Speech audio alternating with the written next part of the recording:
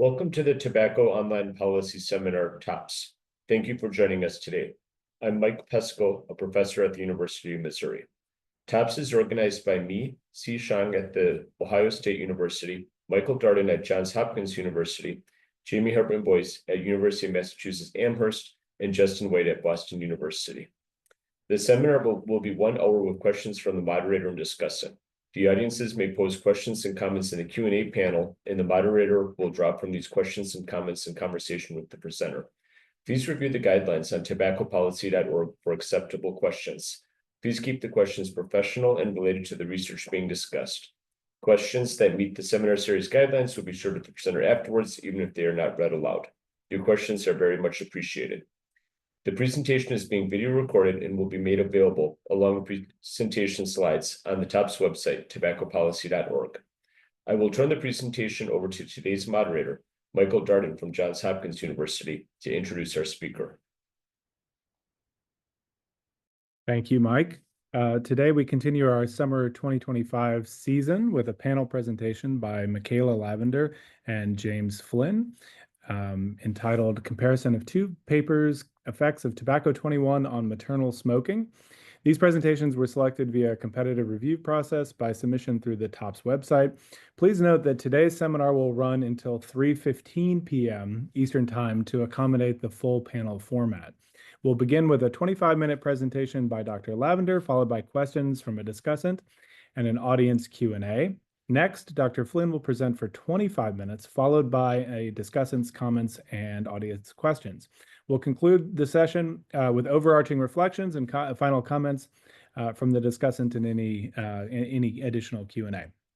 So our first speaker is Dr. Makayla Lavender. She's a health economist and an assistant professor at the University of Nevada, Las Vegas. Her research centers on how people respond to public insurance and health policies using natural experiment methodologies to measure causal impacts.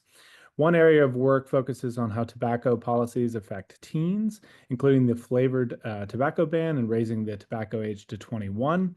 She's also studied how subsidized insurance eligibility, such as Medicaid, and marketplace plans, impact family decisions such as fertility, labor market participation amongst parents, and early retirement among older adults. Dr. Tim Bursak is an associate professor at Wofford College, and Dr. Luda Sonchak-Arden is an associate professor at Susquehanna University. They're both co-authors on the study, and they're going to answer select questions in the Q&A. Dr. Lavender, thank you for presenting for us today. Yes, thank you for having me. Let me go ahead and share my slides.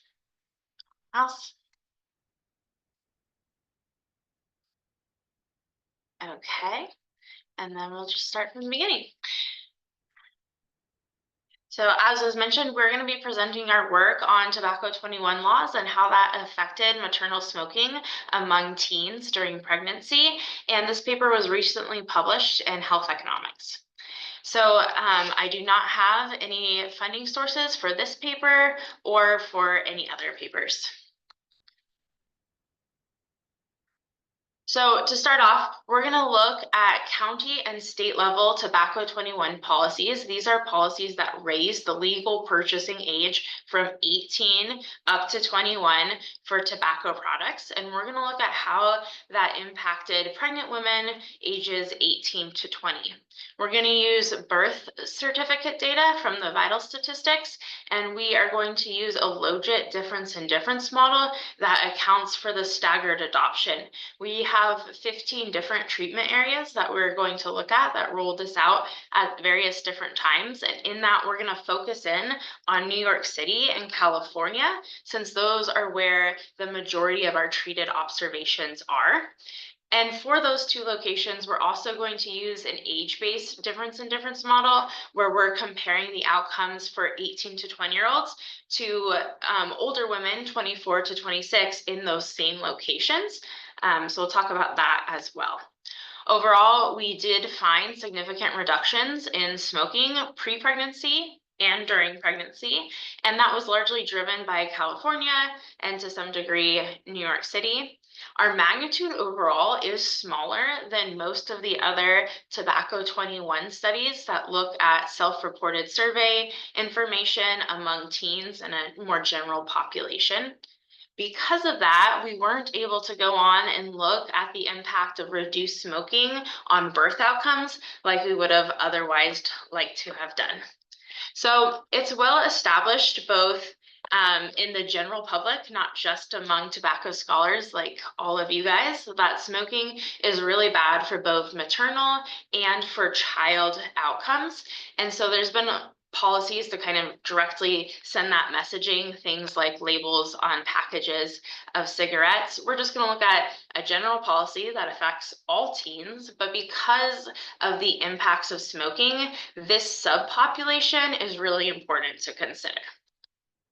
This graph shows you the prevalence of smoking by age, and you can see that it's most common around age 21. And we're really going to focus on this group in red, the 18 to 20-year-olds. The hope is that if we can get smoking reduced in this population, then as these women age up, we could have lower smoking rates across the whole age distribution over time. So some background on these Tobacco 21 policies. The first one started in Needham, Massachusetts. It's a city level policy back in 2005. And we're not going to be able to look at city level policies in our data because the finest level we can really get down to is county level, but this is where it started. And then the big city level rollout was in New York City in 2014. We will look at New York City. And then we have some state level expansions in 2016, and the momentum just kept building. And then when we got to December 2019, the federal government raised the legal purchasing age to 21 nationwide. And so we're going to stop our data at the end of 2019. I'm going to briefly go over the literature, and we're going to focus more on the methods in this talk. So when looking at self-reported tobacco use among teens from survey results, we do find in the literature consistent, significant declines. There's several of these papers, and we're just going to look at the magnitudes that most of them are around 20% or higher. So there's several of these studies. There's also some literature looking at reduced tobacco sales. Now, in these studies, they can't really link who's purchasing and the age of that person. So they kind of tease this out by looking at brands favored by younger smokers, and then also the share of the county that's below 21. But these papers did find evidence that not only did self-reported smoking go down, but also cigarette sales went down. Now, just because we raise the tobacco age from 18 to 21 doesn't mean that no one under 21 can smoke, and even doesn't mean that they can't necessarily purchase tobacco. There's been some concern about weak enforcement, that if people are not checking the IDs, that people under 21 can still purchase tobacco. And so that's a common theme that we've seen in some of the literature. This interesting new study came out, and it was mentioned on the self-reported slide as well, because it did find reductions in self-reported smoking.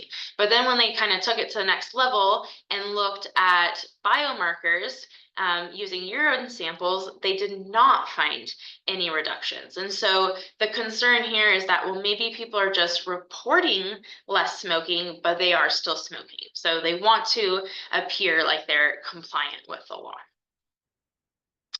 So now we're going to get into our paper. This is a list of the 15 different treatment locations that we have in our study. There's the expansion date, and then this is the number of births in our sample to women 18 to 20 years old. And you can see that our largest areas by far are California, followed by New York City.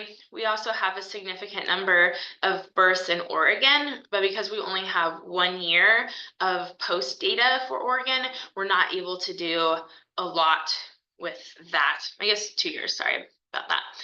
We're also going to use women 24 to 26 as a placebo group. I won't go over those results, but we will use them as a control group in our age-based difference in difference model. Our data is from the vital statistics. We're using 2012 through 2019. We have some demographic data about the mothers, but we really just use the race and whether this is the first birth, things like education, marital status. We don't have a lot of good variation there because our sample is so young. There is data about how many cigarettes the mother smoked in the first 3 months prior to conception and then during each of the trimesters of her pregnancy. We're not going to use that continuous variation. We're just going to reduce this down to binary variables because of concerns about misreporting or recall bias. Some of the states, unfortunately, were slow to adopt the revision of the birth certificate that contains this detailed information about tobacco outcomes, and consequently, we end up needing to drop 11 states due to missing smoking data. And so these had more than 10% missings in 2012 at the start of our period. This isn't missings due to women not wanting to report. It really is a state level policy issue. So we do find similar smoking in the end of our period among those who were dropped and those who we kept. We have measures on infant health, but we don't do very much with it. Here's a map that kind of shows you what we're doing. Essentially, we're comparing the areas in dark red that adopted a tobacco 21 policy to the areas in light red where there was never a policy adopted. We also drop the areas in black. These counties have a tobacco 21 policy at a sub-county level. And so because we can't identify where in the county a mother lives, we just drop those, which means we drop most of Massachusetts. We also drop areas with a tobacco 19 policy in gray, where they raised the tobacco age to 19 instead of 21. And the beige color is missing because of that smoking data. So this kind of shows you the descriptive statistics about our pre-pregnancy smoking binary measure over time in our areas that never expanded a tobacco 21 policy, and then in California and New York City, just highlighting 2 of our 15 expansion locations.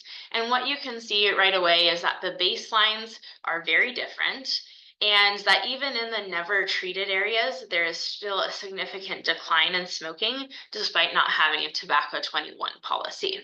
So we're not too concerned about the differences in baselines of a difference in difference model because we can control for group level fixed effects, which we do. But what we're concerned about are these trends. And so the idea of a difference in difference is that this never treated group is supplying the counterfactual of what our treated locations would have looked like if they had not expanded tobacco 21. And so if we take the trend that we're seeing in the never treated area in New York City's post period and we impose it on New York City's post period, we would see that the implied counterfactual smoking rate would have been negative by the end of our time period. And that's obviously impossible, so that's a problem. If we were to run a linear probability model here, what we would see is that the smoking rate from a tobacco 21 policy would have increased because it's higher than the counterfactual. So that's a concern. We see a similar issue with New York City. If we take this trend and impose it on New York City, it becomes negative by the end of our period.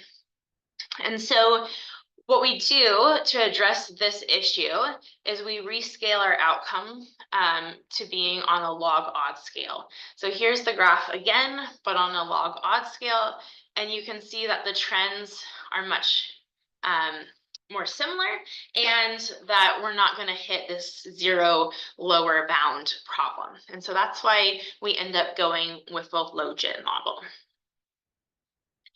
This is another way to kind of see how do the parallel trends hold. We run an event study looking at the 3 years prior and the 3 years after, centered on treatment date. And we see no significant difference in our pre-period, but then we do see significant declines in our post-period. This is not the model that we use in the paper. It's just kind of a test for parallel trends. Now, additionally, we have 15 treated groups, and it'd be a little naive to assume that the trend for the never treated group holds without any significant difference for all 15 of our treated groups. So in the appendix tables, we also run specifications that have group trends from the pre-period kind of projected out to the post-period, and we look at differences and deviations, the relative deviation from their trend. That really attenuates our results, but we do still find significant reductions in smoking. So what are we going to do? We're going to do a logit difference in difference model. This has a couple of complications. First, how do we interpret a logit difference in difference model? And to answer that, we're going to rely on Puhani's 2012 paper. And then we have this issue of staggered adoption, which has taken over the difference in difference literature since 2020. There's a whole range of different solutions. James Flynn is going to present a different solution than we do, but what we're going to go with is the Woolridge 2012 paper using an extended two-way fixed effects model. And this works really well with the Puhani paper. And so that's our approach. Let's go over what Puhani says about the interpretation of a logit difference in difference model. First, imagine just a linear, simple difference in difference model, no staggered adoption, where you have binary treatment groups and a pre-post period. And so then if you were to run the basic model, the interaction coefficient between the treated group and the post period, that would tell you the treatment effect. That would give you the same thing as taking the second derivative of the treated group over time.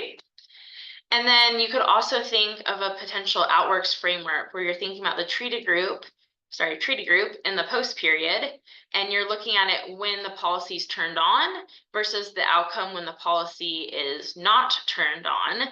And all three of these are the same. However, when you get to a logit difference in difference model, all three of them are different. The interaction coefficient and the second derivative can have the opposite sign. And so most people know not to interpret the interaction coefficient of a logit model. You use margins to look at effects of logit models. What Puhani says of these three that you want to focus on is actually the potential outcomes framework. And so you could take the treated group in the post period, project it with the treated interaction turned on and off, and take the difference. The problem with using kind of predict as a post regression command to get that is you don't get the standard errors. And so this is where kind of a trick from the Woolridge paper comes in, is that you can actually add this slightly redundant variable, which is turning on and off the treatment. Essentially, this becomes 1 turned on when it's a post group in the post period. So that's redundant to this interaction here, but by adding it, you're able to ask margins to kind of turn on and off that treatment effect. And this might make more sense in a moment. So here is our equation from the Woolridge extended two-way fixed effects. We have logit outcome, and then we're going to have this interaction of variables where the W is again somewhat redundant. This is going to give us a whole bunch of tau GT coefficients. What's going to happen is essentially for our 15 treated groups, as soon as they enter their post period, we're going to add a month indicator for every month in their post period. That's going to be relative to the month indicators in kind of the common post period. And so for all of our treated groups, we're measuring their post period effect for each post period separately relative to the never and the not yet treated groups who don't have their own tau GT coefficient coming in here. And so that protects us from the concern about a plain old two-way fixed effects model where you're comparing late treatment groups to early treatment groups, because essentially every treated group is getting its own coefficient. It's busy supplying its own effect in the post period, and so it can't be serving as a basis for the newly treated groups. We're not actually going to be interested in all of these tau GT coefficients. Again, we're going to run margins to find the effect of the treatment impact. This is a graph that doesn't show up in the paper, but I think it's just illustrative of what's going on here. If we were to look at the marginal effects of all of those like treated groups in their post period, those are all these light blue dots, and it's incredibly noisy. We can then aggregate using margins to the group level, which are these dark blue dots. And because a lot of our treated groups are so small, those are incredibly noisy looking at these p-values. But then if we look at the overall across all treated groups and their respective post periods, that gives us this kind of overall effect in green, and the California and New York City group effect is kind of hiding behind this one. This is kind of a run through of the code, just because we're told that you guys are more interested in the methods. We create this global with all of our interaction terms. We feed that into our logit model. And then as a post command, we're looking at the marginal effect of that W in our treated groups in the post period, and then in our individual groups like California versus New York and their post period, or some combination of these. So that brings us to our results. This table is for the extended two-way fixed effects model for our three main outcomes, which are smoking pre-pregnancy, first trimester persistence. So this is whether a mom is smoking in the first trimester, given that she smoked in the 3 months before conception. And then we have smoking during pregnancy, which is any of the trimesters among every mom. So our overall effect is negative and significant. Our main specification, we don't consider the tobacco controls, and we find about a 7.75% reduction in pre-pregnancy smoking. If we look for New York City and California separately, we find really large impacts for New York City, though they're a little bit noisier because we have a smaller sample. In California, the reduction is about 14.44%.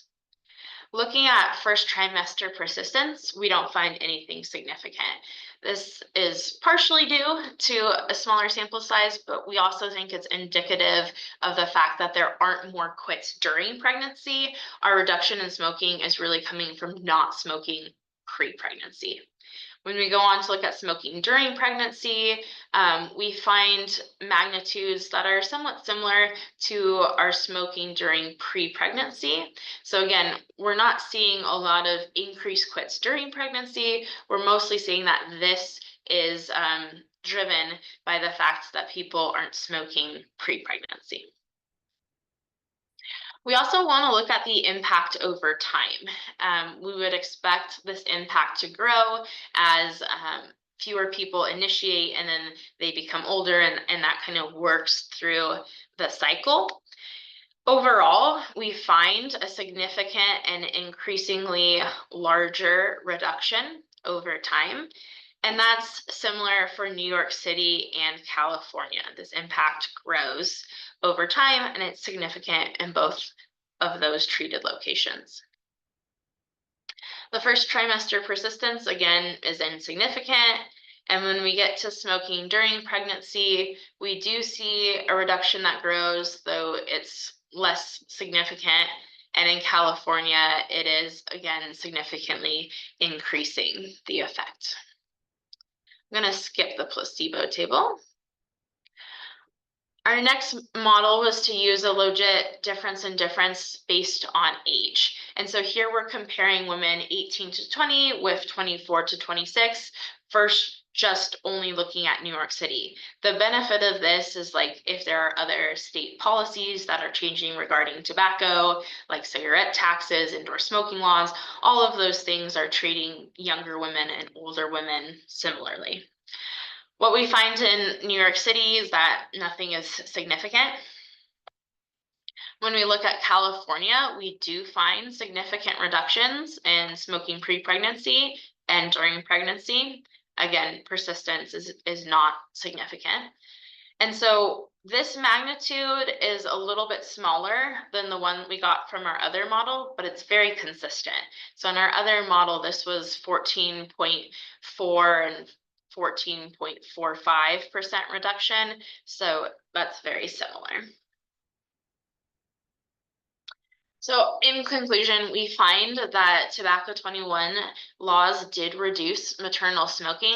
The clearest case we have is when we're looking at California, which we can look at individually, or we can look at it as driving kind of the overall result across our 15 areas. There we're finding about a 14.5% reduction in smoking using the extended to a fixed effects model, or a 12.9, 13.6% reduction using the age-based difference in difference models.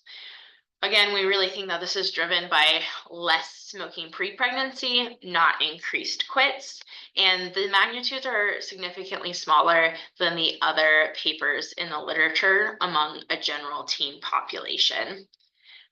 We had hoped that we would have gotten magnitudes similar to the overall population, and then we probably could have gone on to look at the impacts on birth weight and other health outcomes of the infant easier, but we don't really have enough power to do that. This could be showing us that risk preferences or other things are different among this subpopulation than the broader teen population. It could be that teens who are becoming pregnant have more risk tolerance, and so they're also less likely to quit tobacco just because of raising the minimum purchasing age. Again, we weren't able to do a two-stage regression to look at the impact on birth outcomes. If we do a reduced form where we put low birth weight as the outcome variable, the results are insignificant. We also did some back of the envelope calculations to kind of see, okay, if we scaled this up to the national level, how many fewer low birth weight infants would there be? And I won't walk through these steps, but we ended up finding really similar reductions to what the Institute of Medicine report from 2015 estimated the long run impact on reductions in low birth weight infants. And it's not trivial, but we're both finding something around 5,000 fewer low birth infants per year. So that concludes our presentation, and I am happy to take questions. Thanks so much, Dr. Lavender. That was terrific. We're going to pivot to our discussant today, and the discussant is Dr. Rahi Abok from who's an associate professor at William Patterson University and the director of the Cannabis Research Institute there. So Rahi, take it away. Thank you, Michael. So first of all, I have to thank the authors for this paper and congratulations on the publication. So they certainly addressed a very important topic to study how Tobacco 21 would affect a very important group of population, pregnant teens, basically, or youth, pregnant youth. So overall, it's a very well-done research, very well-done paper. I have just maybe a series of questions, concerns, and comments, which I don't think it's going to have any impact since the work has been already published, but just for discussion. So my first point is about the way the authors motivate the use of logit regression. And the idea of parallel pretreatment trend is basically in the form is basically when we consider the mean out. How can I say this? So we should control for a set of covariates. So this is really unconditional trend. But in practice, when we want to test the parallel pretreatment trend, we should basically consider the effect of other observables and then evaluate how the trends look like. So it's totally fine if the authors want to use logit or nonlinear framework for their estimation. It was interesting to me, so honestly, so I really didn't thought about choosing the functional form the way they did in this paper, but they probably need, it might be a good idea to consider the fact that parallel pretreatment trend is usually should be considered in the form of conditional mean estimation, not really unconditional mean, which basically just showing the trend and concluding that in order to satisfy the condition, we might get to the values underneath 0. That is a violation, and that's why we probably want to use a different functional form. The second comment that I have is about the set of explanatory variables that they use in their estimation.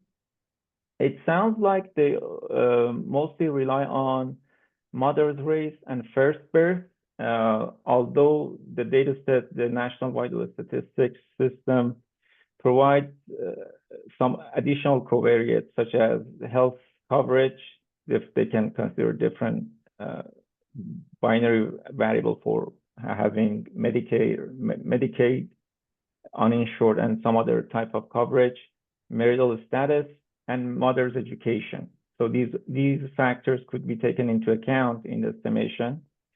Also, I believe their equation number 1 do not take into account the effect of any state or local level policies, as far as I understood, based on the paper. And some additional suggestions for controlling policy variables could be minimum wages, e-cigarette taxes, e-cigarette sales ban, and Medicaid expansions that might have some level of impact on the outcome of interest. The other thing that is basically consequence of the way they motivated the use of nonlinear functional form is that they do not study the effect of T21 laws on the number of average daily smoking. Basically, that they mentioned that probably that they did not really do this analysis because of really not recalling the number of days, but it's very informative to know the effect of these laws on the intensity of the smoking. So this is really something that potentially is missing in this analysis. So the other concern I had was about the way they define the treatment variable. In the literature for birth outcome, authors usually rely on the gestational age or conception at the point, considering everything at the point of conception, not really at the birth. So in this work, authors consider that the point of treatment 10 months before birth. So given that there are some different lengths of gestation or different gestational age, so it's better to take into account the effect of gestational age and just subtract it from the birth date to get the actual date of conception. That's basically the type of work that Janet Curry does usually in all of her work. And that way we can calculate the date of conception or month of conception instead of month of birth, or just considering everybody treated 10 months before the birth. The other question I had is about the way that the inference is done in the analysis of point estimates related to New York City and California. And given that these situations are single treated units, I'm curious to know how authors treat or calculate or estimate the standard errors for these estimations, given that there is a literature suggesting that when we have very few treated clusters, so the conventional methods for calculating the standard errors are quite a little different than just conventional cases. Other than that, I think the rest of the paper is really well done, and congratulations again. Thanks so much. Thanks so much, Rai. Dr. Lavender, do you want to spend about 5 minutes responding? Yeah, so I'll try and I took some notes, and hopefully I'll hit all of them in a kind of a similar order. So you did mention kind of these parallel trends are not conditional. This was really for illustrative purposes. We did run linear probability models and look at the trends with conditions and additional controls, and they were bad in a linear probability model, and they did look much better in a logit model. So what we're seeing here in the unconditional was really playing out when we control for other variables in a regression form. You mentioned adding additional demographic controls. You mentioned health insurance. That's a really good one. We definitely could have done that. We know that about 40% of births are covered by Medicaid. It's probably a little higher in this teen population. And so that's something where we would have had good variation to include. Again, with 18 to 20-year-olds, just the majority of them are not married. And so adding that control was not super feasible. It could be a good indicator of things like the intentionality of the pregnancy and things like that, but we just don't have a lot of variation. Similar with education, almost all of them have no high school or high school, some college, but we don't have anything like completed college or anything higher than that. So that's why we didn't use it. You mentioned that in equation 1, which was our event study, that we didn't add our tobacco controls. And I think that is true. I think we didn't do that in this model, and my co-authors could correct me if I'm wrong. In our main regressions, equation 2, which was our main policy, we did look at it both with tobacco controls and without. And then that's kind of implicitly done with the logit difference by age. So it was less important in that one. But you're right, we didn't do that in the event study, and we could have done that and seen how it impacted kind of this test of parallel trends. You also mentioned for like additional controls, looking at wages, like I think especially tailoring wages to kind of like young women would be interesting. Because if you're thinking about, we do control for things like tobacco taxes, but your purchasing power is different by those wages. So that's a valid point. In addition, you mentioned like controlling for Medicaid expansion. I have some work on Medicaid expansion and what that did to birth outcomes. And the answer in my other work is basically nothing. I find that the marketplace expansion did have some impact on fertility decisions, but not the Medicaid expansion. I've reviewed some papers that found similar things. So we didn't control for that, but I could see why you would think that. And again, adding health insurance controls is a good idea. You suggested that we look at continuous measure for intensity purposes. Again, that's a good point. You're definitely right that how much someone is smoking is very important, just like are you smoking or not. Unfortunately, when you get to James Flynn's paper, you'll look at that outcome. So he'll take care of that one for us. You mentioned how we timed the policy to the births, and you're right that in our paper we just used a flat 10-month approach. The reason we didn't use the actual gestational age, even though we do have that information, is we're concerned it might be endogenous. We know that smoking can impact the likelihood of preterm birth.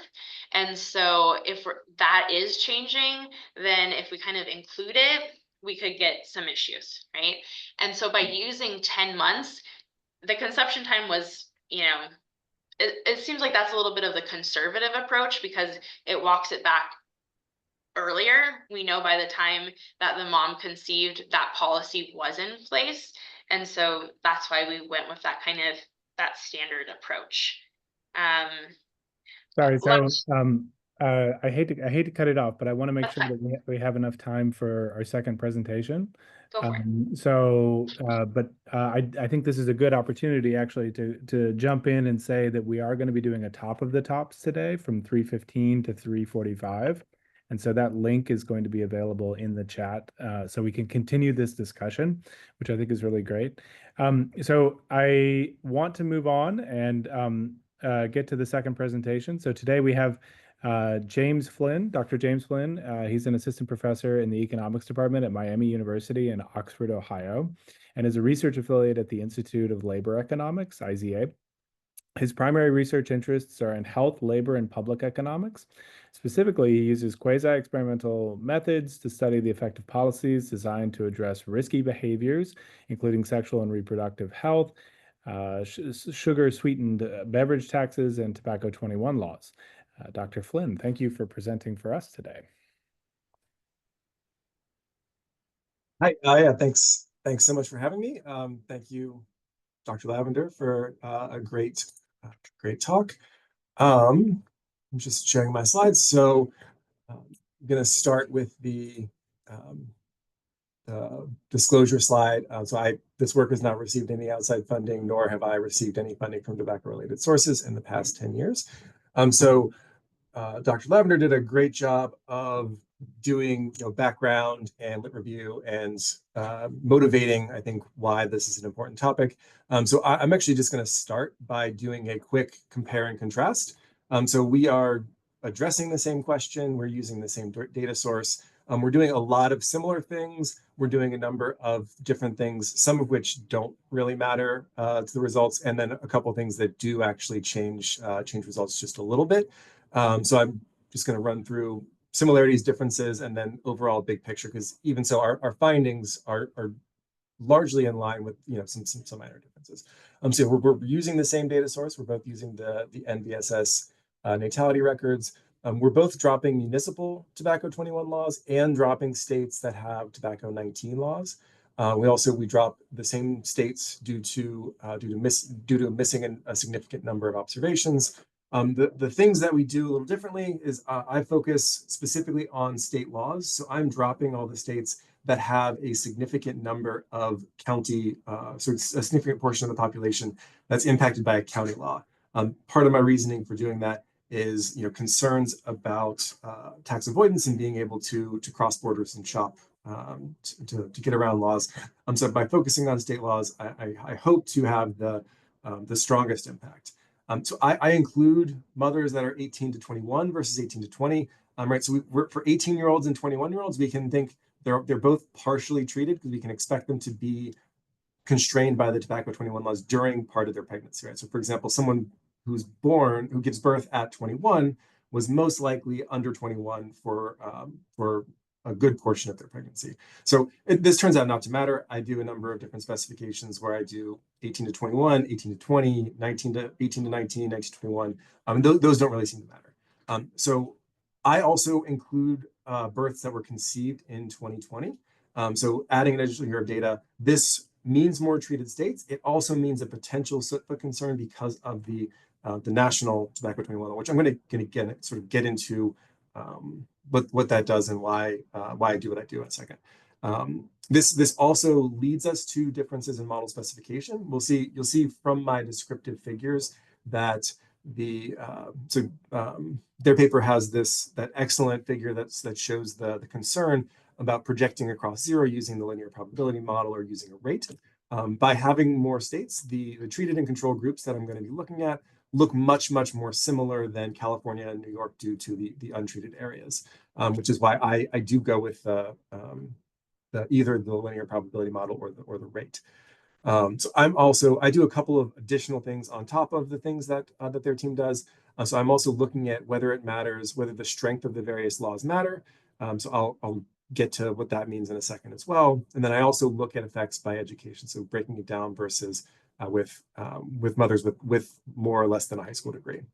So in big picture, I'm largely finding null results, but we're both finding results that the effect of tobacco 21 on smoking among pregnant mothers is much smaller than among 18 and 20-year-old smokers overall, found elsewhere in the literature, largely through self-reported smoking outcomes. So that's big picture, what you can sort of expect as far as the similarities and differences in what we do. So my main findings, I find no significant reductions in prenatal smoking across the board.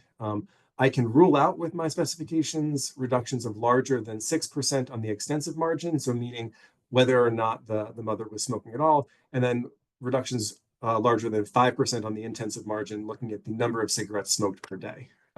So this does not rule out the size of the reduction that's found in their paper. So it's essentially their significant finding is within the confidence bounds of my null finding. So I largely find that it doesn't matter when focusing on specifically on mothers without a high school degree who may be more likely to smoke at baseline. I also find no significant reductions when focusing just on the states that have the strictest laws. So with all these null findings, you I guess wouldn't expect to find any impacts on birth outcomes either. But since I'm not able to rule out some modest reductions, I also show the estimates that I have on birth outcomes as well, and I find no significant reductions or no significant improvements in birth outcomes due to tobacco 21 laws there either. So building on, they mentioned the tobacco 21 law that went in place nationally, or at least became law nationally on December 20th of 2019. So that law for a few years was in this sort of gray area where it was technically the law of the land, but it did not become enforceable until 90 days after the FDA publishes its final rule. And this didn't take place until just a few months ago on September of 2024. So in the meantime, states continued passing tobacco 21 laws continuously despite the national law being in place. And there's also a great deal of variation in the specifics of these different state laws. And so it's actually not precisely clear whether the state versus the national laws matter the most. So to give you an example of what I mean by this, if you go to tobacco21.org right now, you'll find this map, right? So it sort of shows this dichotomy where it says at the top, tobacco 21, the law of the land, but then also highlights not only the states with and without various tobacco 21 laws, but also based on the grades that the Preventing Tobacco Addiction Foundation gives to each of the different laws. So that's largely what I'll be looking at and thinking about.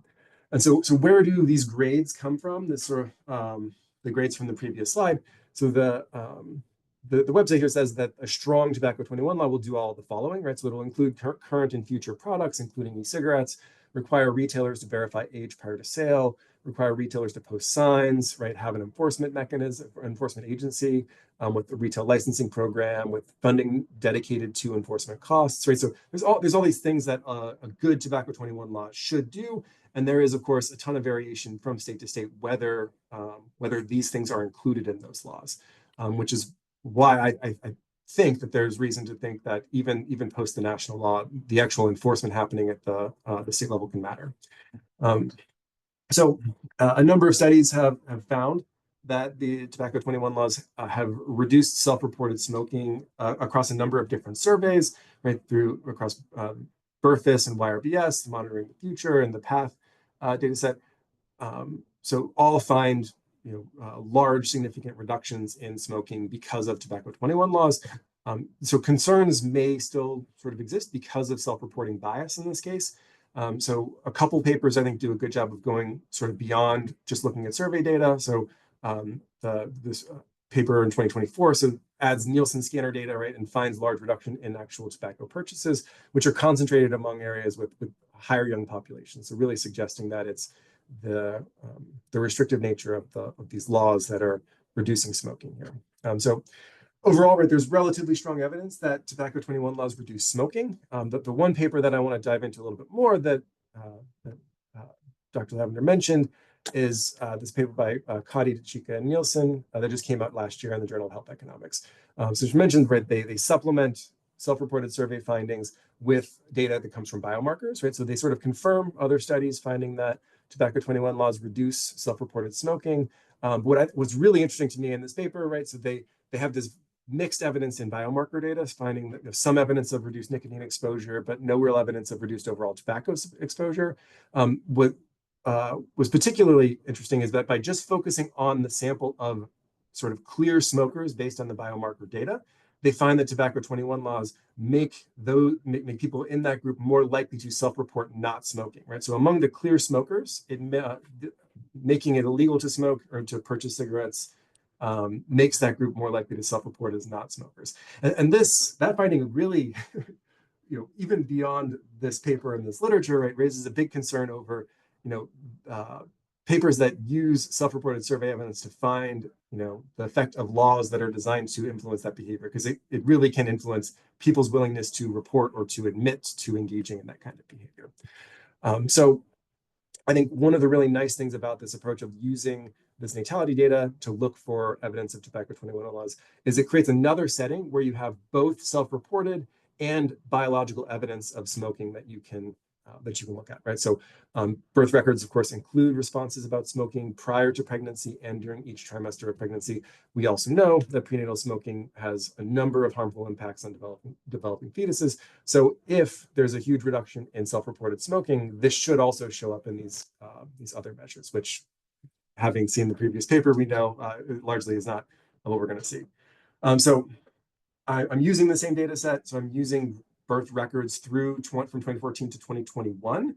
I'm backing out, so I'm interested in smoking around conception, not birth, right? So I'm using the gestational age length to calculate the month of conception. So thinking about the month of birth, calculating the number of months of gestation from the number of weeks of gestation, and then backing up to figure out what month the birth was conceived in. So I'm keeping births that were conceived in 2014 to 2020 to 18 to 21-year-old mothers. And then I'm also going to split by maternal education. So those that graduate high school, versus those that have not. Combining this with the grades that I showed earlier from the Preventing Tobacco Addiction Foundation, right, to look at the impact of the laws with various strengths, and then combining with a number of tobacco policy controls, so e-cigarette minimum legal sale ages, excise taxes, indoor smoking bans, etc. So a couple descriptive figures here. So this shows both the percentage of mothers in my treated areas, or my analysis sample, not just my treated areas, smoking overall, versus the percent of the population that is tobacco 21 treated. So for example, for the percent of the births in each year that for which a tobacco 21 law was in place at the time of conception. And so you sort of see these similar, over time, what we see is a reduction in smoking that's sort of consistently occurring, while at the same time, there's an increase in the percentages of births that are covered by these laws, which in some ways is suggestive of a treatment effect here. But at the same time, the reduction in smoking begins well before any of these laws go into effect, and really doesn't sort of show any evidence of really of a dose response. Whereas when a bunch of people become treated, as California becomes treated in 2016, we don't really see a response to that specific impact.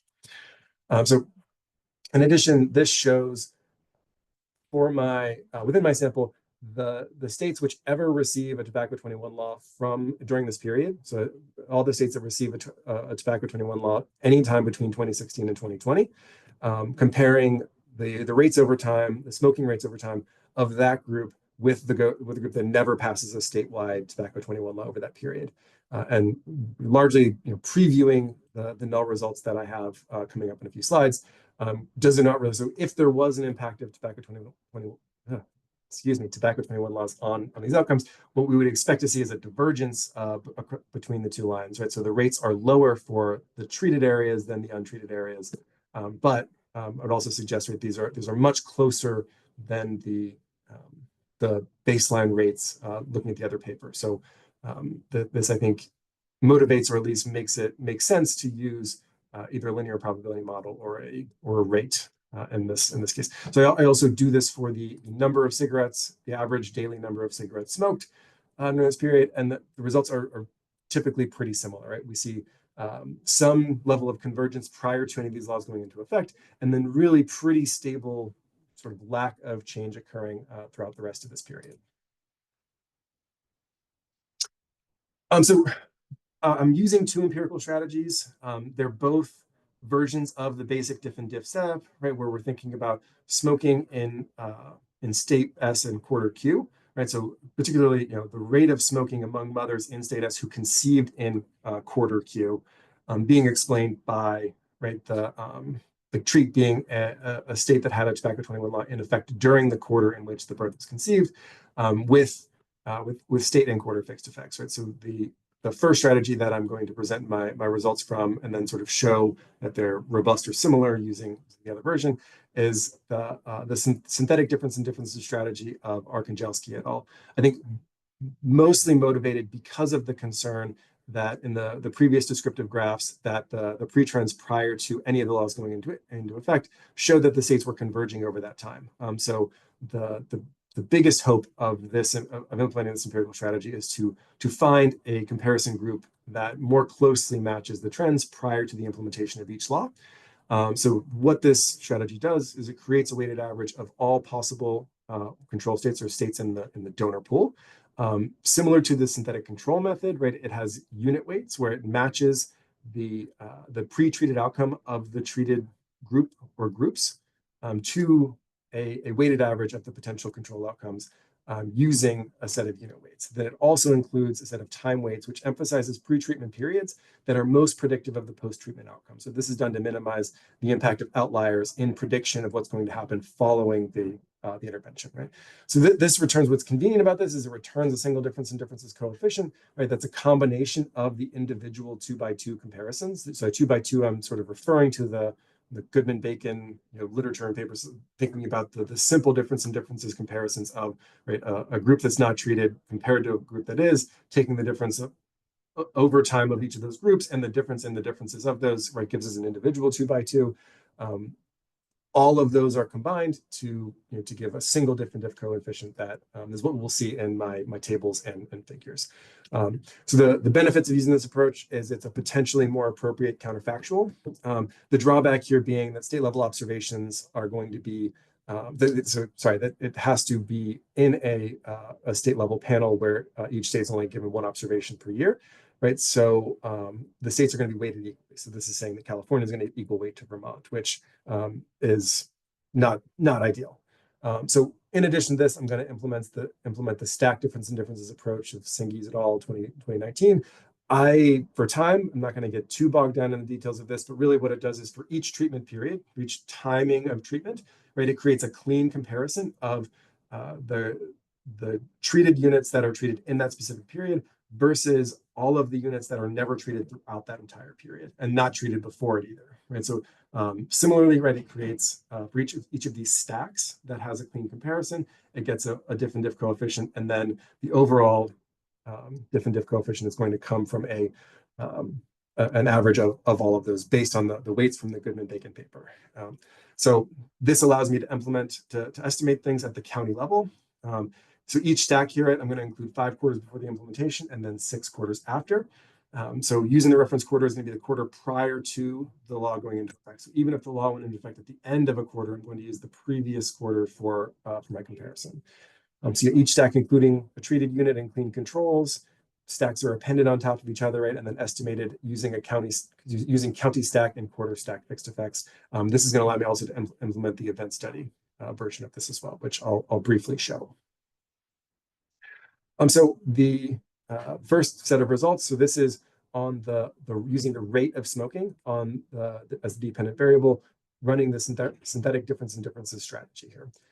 So this, I hate including tables in a paper, but this is, I wanted to show what the basic table's going to look like. And then I'm going to show you a graph of the same coefficients. And then I'm basically just going to continue showing graphs, whereas in the paper I'm using tables. Because I think walking through coefficient estimates on a table in a presentation is I think laborious for both the presenter and those in the crowd.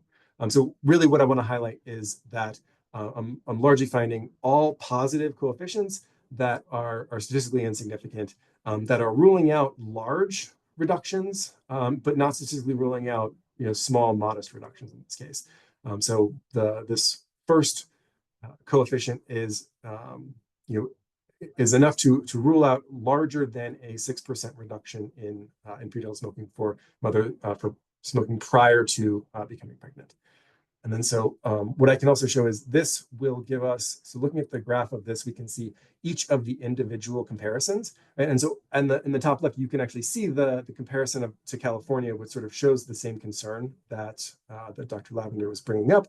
But then looking at all of the subsequent comparisons, for the most part, we're not really seeing any reductions sort of happening in the years following the intervention, the quarters following the intervention, particularly not along the same trajectory that we're seeing from the other paper. I think part of that is due to the fact that their paper showed that it took 3 full years for this to show up, whereas I'm looking at quarters here, and almost none of these have time for that effect to actually materialize.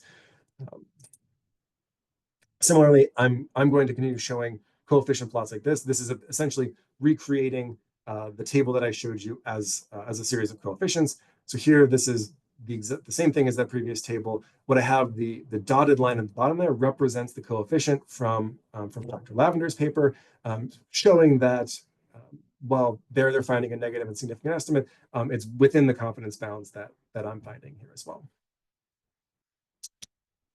Okay, so this is the same graph, same table as before, except using the number of daily cigarettes on the dependent variable, as opposed to the rate or question of whether or not the mother is smoking during each of these periods. Again, getting all positive and statistically insignificant coefficients, enabling me to rule out some large reductions, but not enabling me to rule out modest or smaller reductions as well. So if I focus on only non-high school grads who have higher rates of smoking to begin with, again, now I actually have negative estimates, but again, statistically insignificant in the case, which is going to be sort of a recurring theme here as I go through more results, is that largely finding insignificant or no results. Doing this again, looking at states with only stronger laws, so either laws that were grade A or B, which from the Preventing Tobacco Addiction Foundation grades are the ones that have the largest, so the strongest laws based on the sort of rubric of different elements that sort of go into a strong Tobacco 21 law. And again, finding here positive and statistically insignificant coefficients. In addition, right, so for each state that is within my treated sample, I run the synthetic differences specification on each of those states individually. And as you may expect, there's a great deal of variation across the coefficients. I have them ordered here by an alphabetical order as opposed to in order of implementation. If I reorder them based on period of implementation, which you might expect to see states that had laws in place for a longer period might have bigger effects, but it again looks mostly just like noise if I recreate it that way. I do this, reestimate these specifications based on individual years of age. Again, thinking that only 19, 20, and then maybe 18 and 21-year-olds should be showing up as being impacted by these laws. But as I do this, you sort of don't really see any differences that are showing up in the specifically treated ages compared to the untreated ages.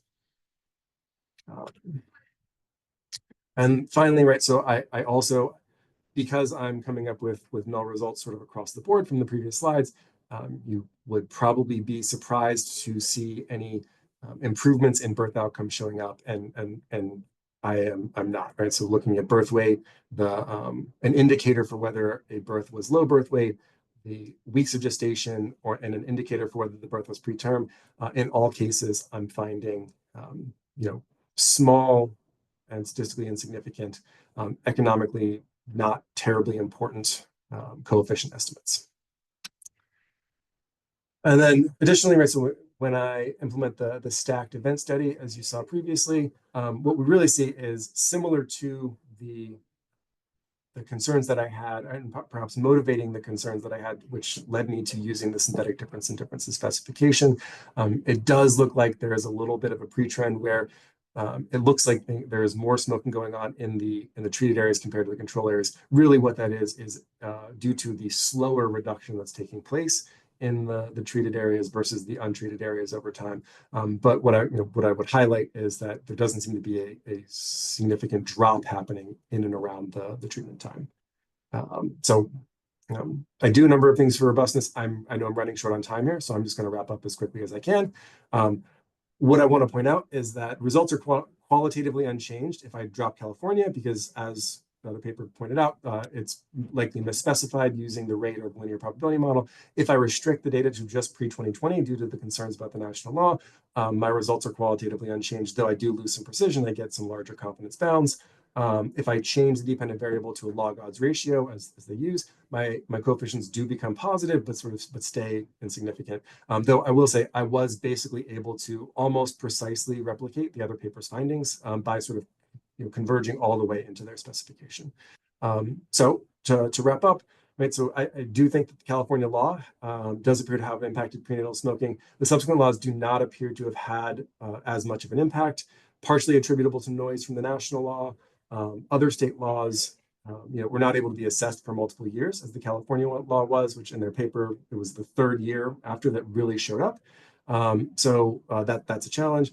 However, even in California, right, the effect is much smaller than the reduction in self-reported smoking among other states. And I think one thing that has been really coming up over and over again in my mind is that open research. There is an open research question of whether or not the post-2019 state laws matter for consumption in these other data sources. Right, I think most papers are stopping at 2019. There are these other laws going into effect, and it's not clear to me whether they have any teeth or not. And I think that's actually a good research question for a graduate student who might be listening to take on and think about yourself. And with that, I will turn it back over. Thanks so much, Dr. Flynn. That was great. We're going to kick back to our discussant, Rahi Abok. Thank you, James, for the presentation. Great work. First of all, I have to mention that this work extends the analysis in terms of the number of years, and the work considered 2011 to 2021, so 2 more years of observation, and looking at the relationship using a linear regression model. And also, as far as I understand, the data is aggregated at the state quarter level. So this work also excludes about 13 states from the analysis due to different reasons. First, because of having missing smoking, similar to the previous work. 5 states are being excluded due to having grandfather clauses in their T21 law, which could be included in the analysis and at least as a robustness check to see how they might impact the analysis. The author also excludes New York, Missouri, and Illinois because before their state law they had county or city laws. So this is fine, but I think it might be a good idea to add a robustness check to see what happens if we include those states to the analysis, because the more treated the states we can keep in the analysis, the better and the more comprehensive picture we're going to have. One limitation of studying the smoking among pregnant women is that missing smoking among those 10 or 12 states that have missing smoking information. But other than that, the more states we can keep in the analysis, the better the more informative the study would be. And the other idea I had was about the data aggregation. That might be my personal preference, but whenever we have individual level data available, it might be better to stick to the analysis at the individual level rather than aggregating it at a different level, because theoretically it might make sense, because we shouldn't really see that much change, but we don't know, given the several demographic differences in individuals. When we have individual level data, so let's just use the individual level data. I understand that there might be some complication in terms of the methodology, and this choice was driven by the choice of the methodology used, because the synthetic approach works with the aggregate level data. But it might be a good idea to check the other side of the story to see, basically, let's assume that we want to use the individual level data now, which methodology helps us to answer this question using individual level data, and just do the analysis and see what kind of results we might get. The other point is about the way we handle the national T21 law. I understand that the national T21 law was enforced first in September 2024, but the law was effective in December 2019. So, and I was checking your the trend analysis in your presentation, and I saw that there was a slight decline from 2019 to 2020 in the control state. So I understand that enforcement does matter, but at the other hand, we have the law effective early 2020. So probably we should deal with this situation with a little bit of cautious. We should be very cautious, not saying that, okay, so this law was enforced 2014, so we assume that the national T21 really doesn't exist. So it might be a good idea to spend a little bit more time and discuss this issue and test it with different methodology, different things. But you did really nice job in reporting a series of robustness checks by age, which was very interesting. I actually, while reading the paper, I thought it might be a good idea to just do it just by age effect, and I really was able to find those analysis in the paper, which was nice.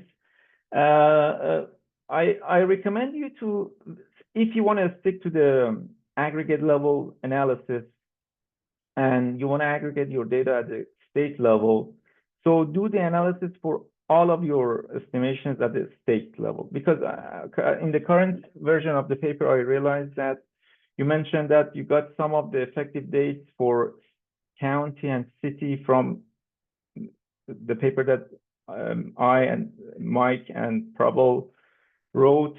I got the impression that, okay, so you're doing an analysis for sub-state T21, but as you mentioned, you just look at the state T21 laws. Your figure A2, you show the counties that have T21. So if you want to stick with the state, so just stick with the states in all, basically, presentation in all graphs, and you can just drop that part about the effective date from our paper. Maybe that might be a better idea. So one more thing is about the idea that you use biomarker measures to study the effect of T21 law, like Eric's paper.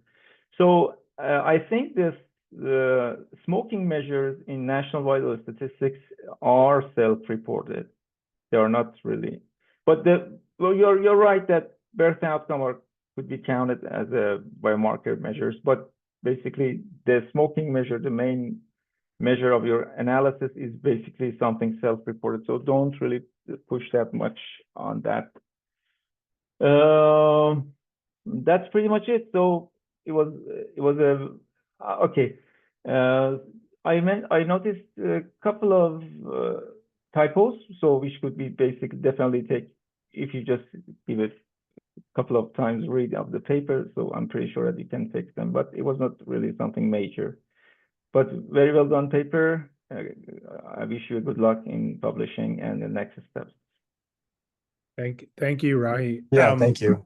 A long list of things there to think about. We are right at time though, so I am going to be respectful of everybody's time. And I want to encourage everyone to, if you're interested in this discussion, you want to continue it. We have Top of the Tops, which is the link is in the chat. But at the moment, I'm going to kick it back to our MC, Mike Pesco. We are out of time. However, if you still have burning questions or thoughts for Makayla or James, you can join us for Top of the Tops, an interactive group discussion.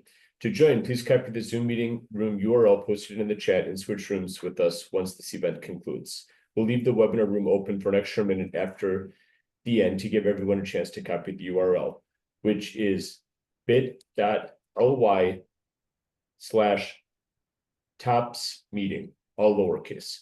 Thank you to our presenters, moderator, and discussant. Finally, thank you to the audience of 150 people for your participation. Have a top-notch weekend.